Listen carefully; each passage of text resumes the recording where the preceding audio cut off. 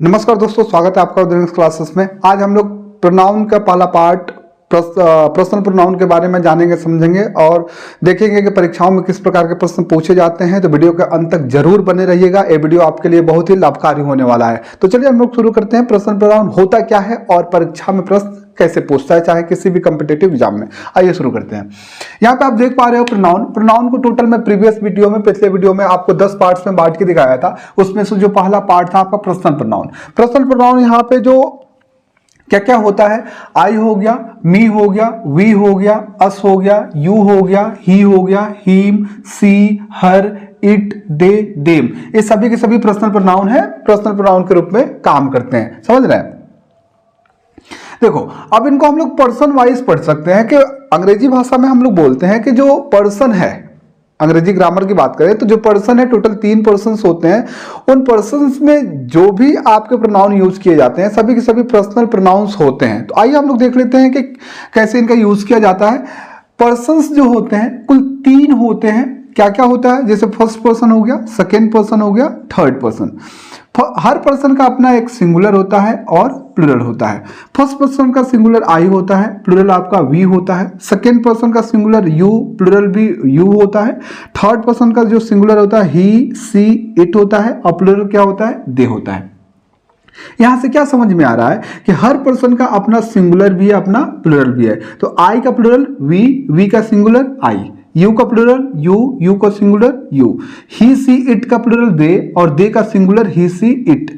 ही का प्रयोग हम लोग मेल के लिए करते हैं, सी का प्रयोग हम लोग फीमेल के लिए करते हैं, इट का प्रयोग हम लोग नॉन लिविंग के लिए करते हैं। समझ रहे बात? 3 पर्सन्स होते हैं, तीनों में टोटल कितने प्रोनाउंस का यूज हो रहा है? 1 2 3 4 5 6 7, ये सभी के सभी यही 7 पर्सनल प्रोनाउंस होते हैं। पर्सनल प्रोनाउंस की संख्या अगर मूल रूप से कहा जाए तो 7 होता है और इन्हीं का पार्ट्स और बन जाता है। जैसे आई से मी का यूज बनता है, वी से अस बनता है, यू का यू होता है इसलिए एक ही बार लिखा गया है, ही का हिम, ही से हिम बनता है, सी से हर बनता है, इट का सेम इट होता है, दे से देम बनता है। तो अगर पूछा जाए कि पर्सनल प्रोनाउंस मूल रूप से कितने होते हैं? 7 होते हैं। समझ रहे बात को? जैसे आप पर्सन्स में देख पा रहे हो।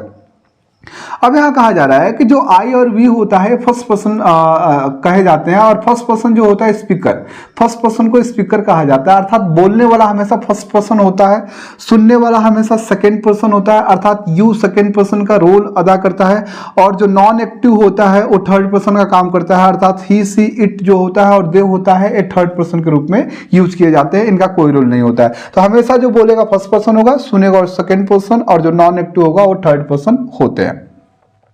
अब जितने भी पर्सनल प्रोनाउन होते हैं ना, एक केज वाइज बदलते हैं, एक केज वाइज बदलते रहते हैं और परीक्षाओं में आपके यूजेज इससे पूछे जाते हैं कि कहां पे किसका, जैसे एक सेंटेंस फॉर्म कर देगा और उसमें किसी भी केस का उल्टा आपको प्रयोग कर देगा। तो इस केस को आपको बेहतरीन ढंग से समझना है ताकि किसी भी सेंटेंस में अगर इनको कहीं भी लिखा जाए तो आपको पता रहे कि इनका कहां पे हम लोग यूज करते हैं, कैसे करते हैं। जितने भी आप यहाँ पे प्रोनाउंस देख रहे हैं, यहाँ पे जो 7 प्रोनाउंस देख रहे हैं, इन्हीं का केज वाइज मैं बता रहा हूं कैटेगराइज करके कहां पे कैसे कहां लिखा जाता है। आइए हम लोग देखते हैं। तो जितने भी पर्सनल प्रोनाउंस होते हैं केज वाइज बदलते रहते हैं। और केस की बात करें तो टोटल 3 केस यहाँ पे मैं आपको बता रहा हूं, टोटल 3 केस बता रहा हूं। एक नॉमिनेटिव केस, फिर पॉजेसिव केस, उसके बाद से ऑब्जेक्टिव केस। नॉमिनेटिव केस को हम लोग सब्जेक्टिव केस कहते हैं, सब्जेक्टिव केस भी का आराम से हम लोग इसको कहते हैं नॉमिनेटिव केस। कई किताबों में आप देखोगे सब्जेक्टिव केस पे लिखा होता है। अब सब्जेक्टिव केस क्यों लिखा जाता है? क्योंकि ये सब्जेक्ट बनने का काम करते हैं। समझ रहे हैं? पॉजेसिव केस मतलब ये अधिकार दिखाने की बात करते हैं। पॉजेसिव केस को 2 भागों में बांटते हैं, एक पॉजेसिव प्रोनाउन होता है, दूसरा आपका पॉजेसिव एडजेक्टिव होता है। आगे इसको हम लोग समझेंगे, आगे देख लेते हैं। ऑब्जेक्टिव केस हम लोग इसलिए बोलते हैं इनको कि ऑब्जेक्ट बनने का काम करता है। और आपको पता है कि ऑब्जेक्ट या तो नाउन बनता है या तो प्रोनाउन बनता है। ऑब्जेक्ट या तो किसी क्रिया या किसी प्रीपोजिशन का बनाया जा सकता है और सब्जेक्ट किसी क्रिया का ही बनता है। ठीक है? आप सब्जेक्टिव केस का हो या ऑब्जेक्टिव केस का हो, कब? जब ये सब्जेक्ट बनने का कार्य करता है तब। चलो देखो, यहां पे आई जो होता है ना, ये आपका सब्जेक्टिव केस में हमेशा यूज किया जाता है और इसका पॉजेसिव प्रोनाउन जो होता है माइन होता है, पॉजेसिव एडजेक्टिव होता है माई होता है और ऑब्जेक्टिव केस मी हो जाता है। समझ रहे?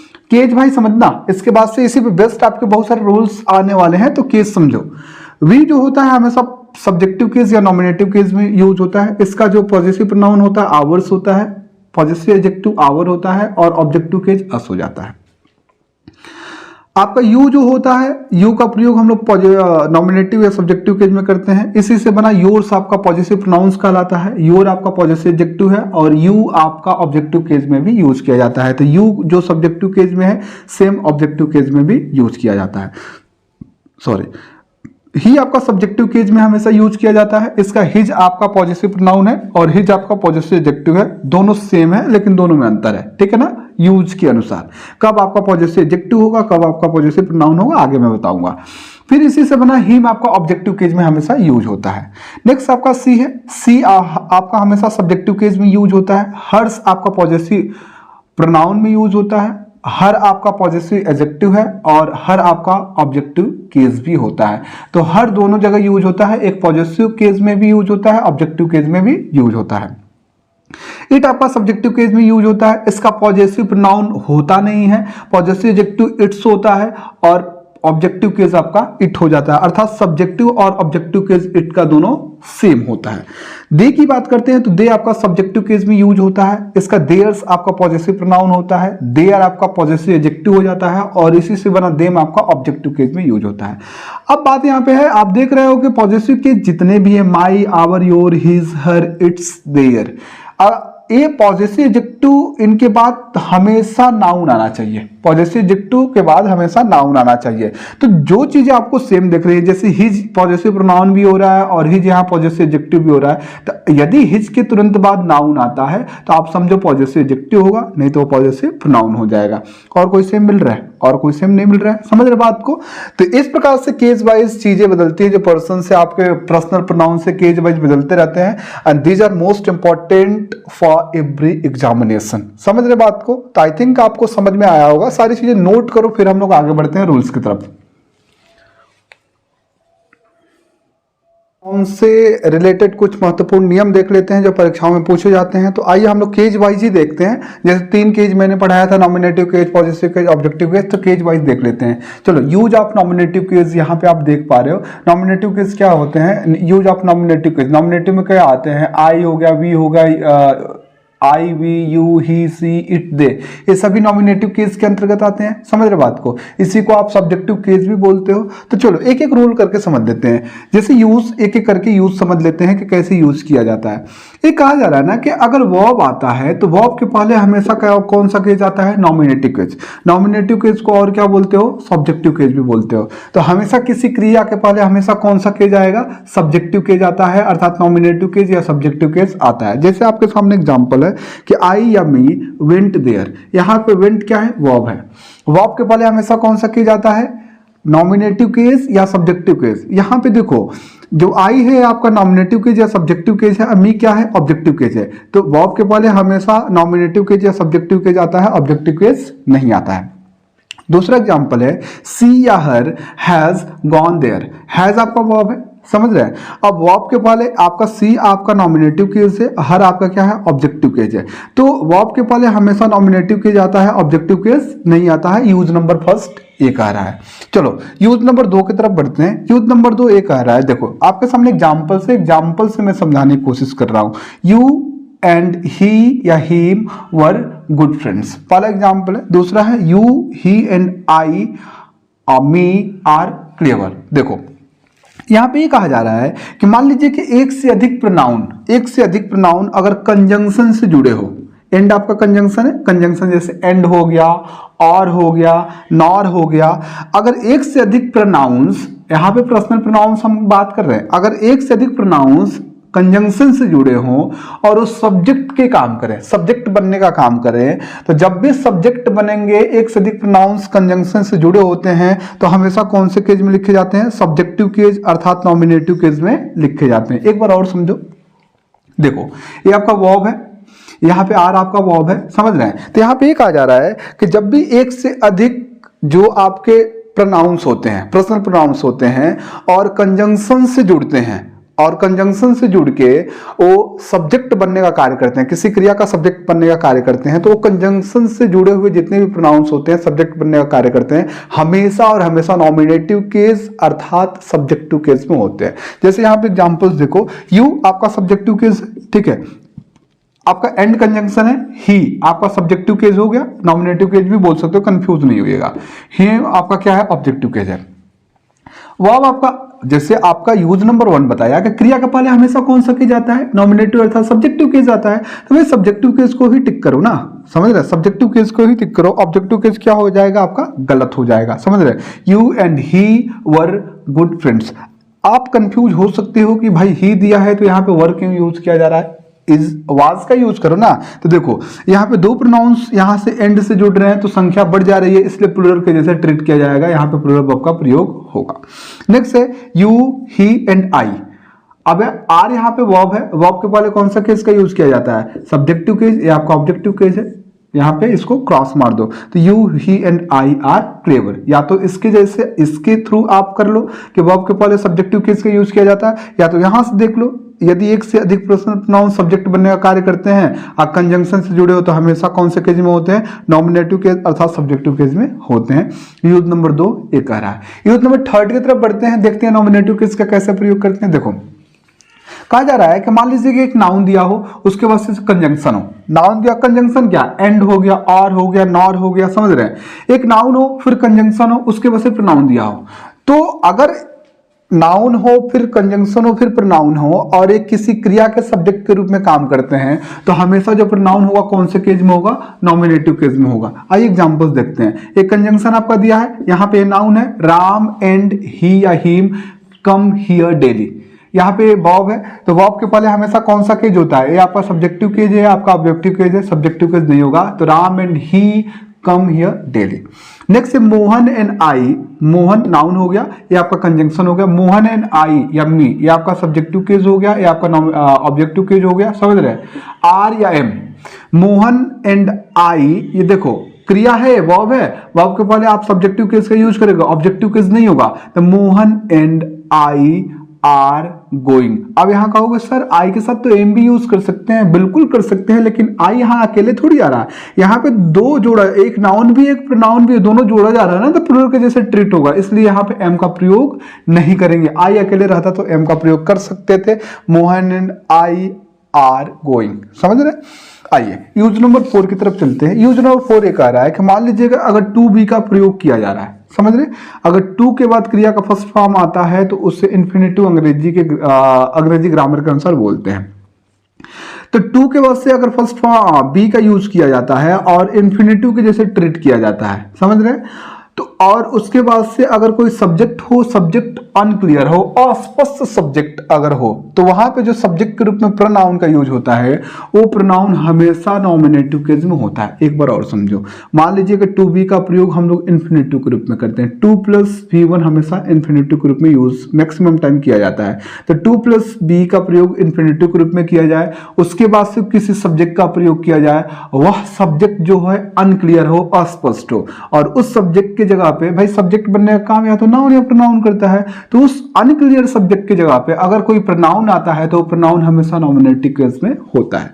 जैसे I would not want to be, यहां बी होगा, हर या सी। तो यहाँ पे जो सब्जेक्ट बन रहा है अनक्लियर है, आपका ऑब्जेक्टिव केज है, ये आपका सब्जेक्टिव केज है, तो यहाँ पे इन्फिनेटिव के जैसे इसका यूज हो रहा है, तो यहाँ पे हर नहीं होगा, I would not want to be she हो जाएगा, समझ रहे बात को। तो इसको नोट कीजिए, फिर कुछ और यूजेज मैं आपको बता देता हूं, ठीक है। उसके बाद से नॉमिनेटिव केस खत्म करके हम लोग ऑब्जेक्टिव और पॉजिटिव भी देख लेते हैं।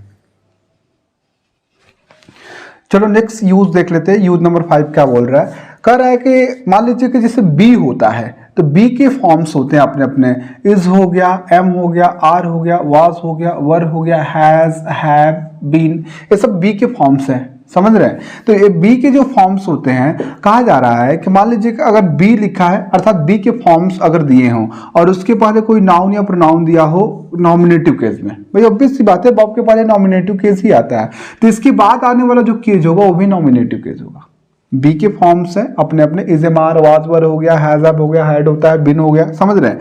तो इसके पहले हम लोग नॉमिनेटिव केस का प्रयोग करते हैं, तो इसके बाद भी नॉमिनेटिव केस आता है। जैसे यहाँ पे बी के फॉर्म से इज, समझ रहे हैं, तो इट आपका नॉमिनेटिव केस में है, तो इट इज आई या मी, ये आपका नॉमिनेटिव केस है, ये आपका ऑब्जेक्टिव केस है, तो इसके बाद आने वाला भी नॉमिनेटिव केस होगा, ऑब्जेक्टिव केस नहीं होगा। नेक्स्ट है कि इट वाज ही या हिम, वाज आपका बी का फॉर्म से वर्ब का भी प्रयोग हो रहा है, इसके पहले नॉमिनेटिव केस का प्रयोग हुआ है, समझ रहे हैं, तो इसके बाद आने वाला आपका नॉमिनेटिव केस ही होगा, ऑब्जेक्टिव केस नहीं होगा, समझ रहे हैं। ये देख लीजिएगा, बी के फॉर्म से इज एम आर हो गया, वाज वर हो गया, हैज हैव हैड भी होता है, बिन हो गया, समझ रहे बात को। इनके पहले नॉमिनेटिव केस आता है, नाउन या प्रोनाउन हो, तो इनके बाद भी नॉमिनेटिव केस आएगा, ऑब्जेक्टिव केस नहीं आएगा। यूज नंबर 6 देखिए क्या कह रहा है आपका कि मान लीजिए इट हो, इट दिया हो, उसके बाद से बी का कोई फॉर्म्स दिया हो, इसके बाद से नॉमिनेटिव केस का प्रयोग करते हैं, एक तो ये पता हो गया। अगर इसके बाद रिलेटिव प्रोनाउन दिया हो, रिलेटिव प्रोनाउन का मतलब हु हो गया, विच हो गया, डैट हो गया, होम हो गया, समझ रहे हैं। रिलेटिव प्रोनाउन दिया हो तो रिलेटिव प्रोनाउन के पहले यहां से हमेशा ऑब्जेक्टिव केस का प्रयोग नहीं करते हैं, हमेशा नॉमिनेटिव केस या सब्जेक्टिव केस का प्रयोग करते हैं। अगर इस तरह का फॉर्मेट कभी देखते हैं, इट दिया हो, बी के कोई फॉर्म्स दिए हों, ठीक है, उसके बाद से कोई प्रोनाउन दिया हो, फिर आपका रिलेटिव प्रोनाउन दिया हो, तो रिलेटिव प्रोनाउन के पहले हमेशा नॉमिनेटिव केस का प्रयोग किया जाता है। जैसे इट इज दे दिया, इट इज आई या me who have helped you, यहाँ पे हु जो है आपका रिलेटिव प्रोनाउन का काम कर रहा है, और रिलेटिव प्रोनाउन के पहले हमेशा आपका कौन सा केस का प्रयोग किया जाता है, नॉमिनेटिव केस का प्रयोग किया जाता है, ऑब्जेक्टिव केस का प्रयोग नहीं किया जाता है। इट वॉज ही या हिम, ही आपका नॉमिनेटिव केस है, हिम आपका ऑब्जेक्टिव केस है, समझ रहे हैं। और यहाँ पे हु आपका रिलेटिव प्रोनाउन है, रिलेटिव प्रोनाउन के पहले हमेशा नॉमिनेटिव केस का प्रयोग करते हैं, ऑब्जेक्टिव केस का प्रयोग नहीं करते हैं। तो it was he who had stolen my watch. इसके साथ एक बात और देख लो कि हमेशा जो आपका रिलेटिव प्रोनाउन होता है ना, इसके पहले आने वाले नाउन या प्रोनाउन के अनुसार हम लोग वर्ब लगाते हैं। तो आई के साथ हैव लगाते हैं हम लोग, यहाँ पे हम लोग ही के साथ क्या बोलते हैं कि हैड लगाते हैं। हैड तो सबके साथ लग सकता है, चाहे प्लूरल हो चाहे सिंगुलर हो, सब्जेक्ट, समझ रहे बात को। तो अगर आपका इस तरीके का फॉर्मेशन है, इट हो, बी हो, बी के कोई forms is am are was were, उसके बाद आने वाला जो केस होगा नॉमिनेटिव केस में होगा, इसके बाद रिलेटिव प्रोनाउन दिया रहता है। चलो नेक्स्ट यूज की तरफ चलते हैं। नेक्स्ट यूज क्या कर रहा है, यूज नंबर 7 कह रहा है कि मान लीजिए टू बी का प्रयोग अगर इन्फिनेटिव के रूप में होता है, समझ रहे हैं, और इसके पहले अगर ऑब्जेक्टिव केस आया है तो इसके बाद भी आने वाला केस क्या होगा, ऑब्जेक्टिव केस होगा, समझ रहे हैं। अगर इसका प्रयोग इन्फिनेटिव के रूप में हुआ है, इसके पहले आने वाला केस अगर ऑब्जेक्टिव केस है तो बाद में भी ऑब्जेक्टिव केस आएगा, सब्जेक्टिव केस नहीं आएगा। जैसे आई नो द मैन, भाई नो क्या है, वर्ब है, वर्ब के बाद ऑब्जेक्टिव केस ही आता है, वर्ब के पहले सब्जेक्टिव केस आता है, nominative case. I know the man to be he या हिम, अब टू बी का प्रयोग इन्फिनेटिव के रूप में हो रहा है, इसके पहले ऑब्जेक्टिव केस आया है, तो इसके बाद भी क्या कौन सा केस आना चाहिए, ऑब्जेक्टिव केस आएगा, सब्जेक्टिव केस नहीं आएगा, समझ रहे। देखो यूज नंबर 8 देखो, कह रहा है कि अगर एक से अधिक प्रोनाउन का प्रयोग एपोजिशन के रूप में होता है, अगर एक से अधिक प्रोनाउन का प्रयोग एपोजिशन के रूप में होता है तो हमेशा उनका प्रयोग हम लोग नॉमिनेटिव केस के रूप में करते हैं। जैसे the two of us, he या हिम एंड आई या me didn't agree to her proposal, यहाँ पे एक से अधिक प्रोनाउन का प्रयोग एपोजिशन के रूप में हो रहा है, इसलिए इनका जो प्रयोग होगा हमेशा नॉमिनेटिव या सब्जेक्टिव केस के रूप में करते हैं हम लोग, ऑब्जेक्टिव केस के रूप में नहीं करते हैं। तो आपका क्या हो जाएगा, the two of us, he and I did not या didn't agree to her proposal, समझ रहे बात को। तो इस चीज को नोट कीजिए, उसके बाद से हम लोग पॉजिटिव केस पढ़ लेते हैं, फिर जाकर ऑब्जेक्टिव केस पढ़ लेते हैं, समझ रहे हैं। इसको आप नोट करो आराम से, फिर आगे बढ़ते हैं।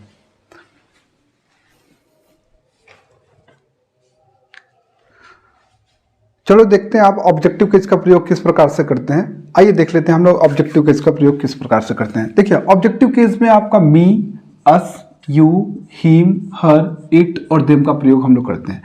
अब आपका यूज क्या कर रहा है, कर रहा है यूज नंबर फर्स्ट कि क्रिया के बाद हमेशा ऑब्जेक्टिव केस का प्रयोग होता है। आप नॉमिनेटिव केस का प्रयोग नहीं कर सकते हैं, क्रिया के बाद हमेशा ऑब्जेक्टिव केस का प्रयोग होता है। देखो आई नो ही या हिम, नो आपका वर्ब है, वर्ब के बाद से आपका ही आपका नॉमिनेटिव केस है और आपका हिम आपका ऑब्जेक्टिव केस है। तो क्रिया के बाद हमेशा ऑब्जेक्टिव केस का प्रयोग करते हैं, नॉमिनेटिव या सब्जेक्टिव केस का प्रयोग नहीं करते हैं। They are calling we us, calling आपका वर्ब है, वी आपका सब्जेक्टिव या नॉमिनेटिव केस है, अस आपका ऑब्जेक्टिव केस है। तो वर्ब के बाद हमेशा ऑब्जेक्टिव केस का प्रयोग होता है, नॉमिनेटिव या सब्जेक्टिव केस का प्रयोग नहीं होता है। यूज नंबर 2 देखिए कह रहा है कि ही कॉल आई और मी एंड यू, अब देखो, अगर मान लीजिए कोई क्रिया है और क्रिया के बाद से कंजंक्शन से एक से अधिक नाउन या प्रोनाउन जुड़े हों, अगर क्रिया के बाद एक से अधिक आपके कंजंक्शन से प्रोनाउन जुड़े हों, तो क्रिया के बाद हमेशा जो भी प्रोनाउन आते हैं हमेशा कौन से केस में आते हैं? नॉमिनेटिव केस में आते हैं, ऑब्जेक्टिव केस। क्रिया के बाद हमेशा ऑब्जेक्टिव केस में आते हैं, चाहे कंजंक्शन से जुड़े हों या ना जुड़े हों। आपका यू भी नॉमिनेटिव केस भी होता है सब, और ऑब्जेक्टिव केस दोनों सेम होता है, तो यहाँ यू आपके ऑब्जेक्टिव केस के रूप में प्रयोग हुआ है। क्रिया के बाद हमेशा या तो कंजंक्शन से जुड़ के प्रोनाउन आए या तो अकेले आए, हमेशा ऑब्जेक्टिव केस में रहते हैं। कि सी वॉज स्कोल्डिंग दे या देम एंड ही या हिम, यहाँ पे स्कोल्डिंग वर्ब है, वर्ब के बाद आने वाला जो आपका प्रोनाउन होगा हमेशा ऑब्जेक्टिव केस में होगा, दे नहीं होगा। यहाँ पे ही आपका नॉमिनेटिव केस होता है, हिम आपका क्या है? ऑब्जेक्टिव केस है, तो यहाँ पे ही नहीं होगा। तो she was scolding them and he, ठीक है।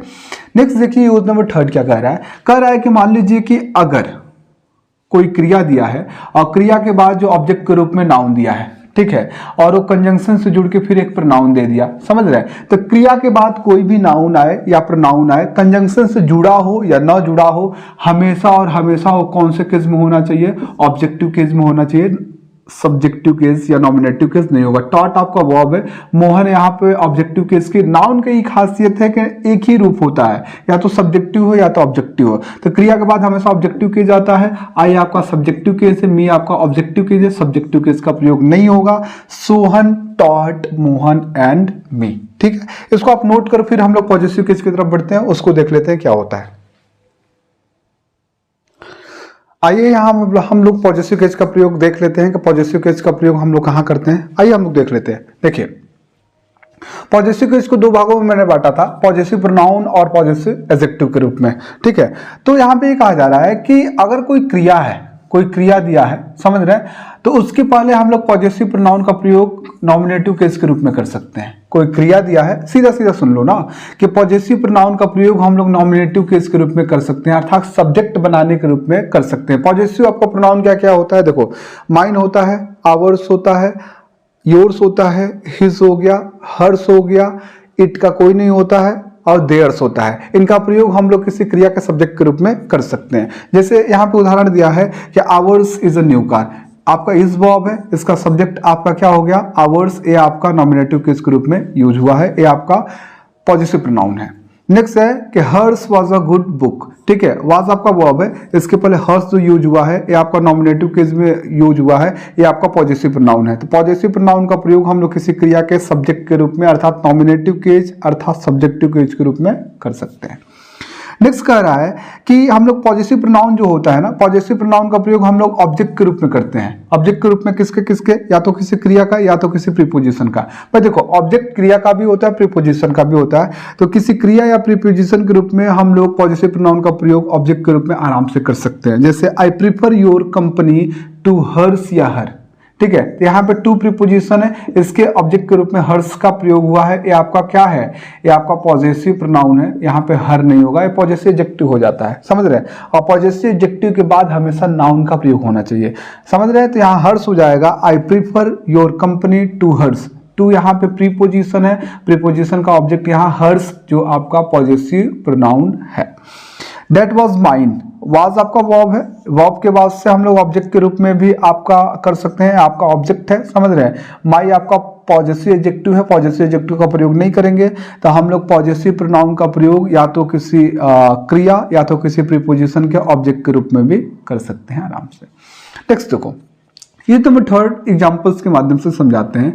आवर्स या our book is new, book आपका नाउन है, ठीक है। माई या माइन, मोबाइल वॉज देयर, ठीक है, मेरा मोबाइल वहां था और हम लोगों का जो किताब है वो नया है। देखो, अगर इनके बाद तुरंत नाउन का प्रयोग होता है तो हमेशा पॉजेसिव एडजेक्टिव का प्रयोग करें, पॉजेसिव प्रोनाउन का प्रयोग ना करें। ये आपका पॉजेसिव प्रोनाउन है, ये आपका पॉजेसिव एडजेक्टिव है, समझ रहे हैं। पॉजेसिव एडजेक्टिव के तुरंत बाद नाउन आता है, प्रोनाउन के साथ नाउन का प्रयोग नहीं करते हैं हम लोग, नाउन के बदले प्रोनाउन का प्रयोग करते हैं ना। प्रोनाउन का डेफिनेशन क्या है?